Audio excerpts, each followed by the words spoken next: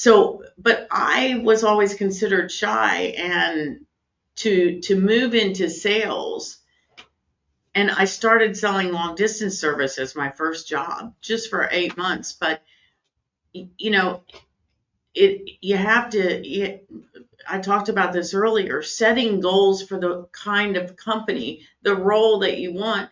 You have to understand who you are and what you really want to do. And so, yeah, I've not only looked in the mirror, but I've also written down, taken surveys about myself, and I think it's hugely important.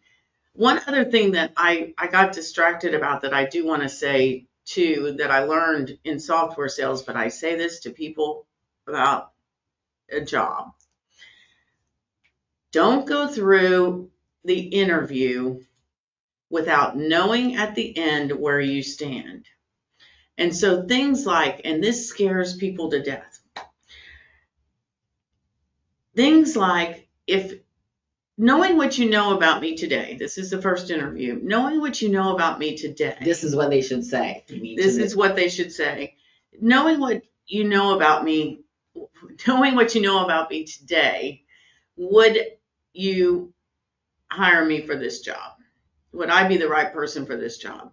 Now, people look at me and go, but what it gets, usually the hiring manager is not always going, if you don't ask the questions, if you don't ask the tough questions, you're not going to get the objections. Exactly. And you got to learn what to do in the next interview, right? If you have the next interview, right? Yeah, and you have to know, well, yeah, I think it's great, Debbie, that you've got all this experience, but you really have never managed brokers before, and I'm really concerned about that.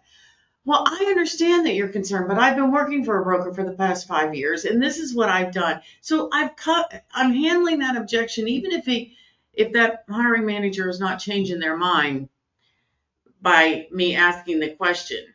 At least I know, number one, that they had reservations about me from this first interview, and number two, that I had a chance to handle the objection.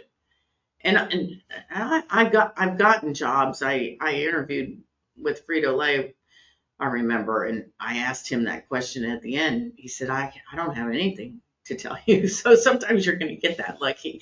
But yeah, I think that's asking questions to find out where you stand is imperative. Okay, well, that is great advice.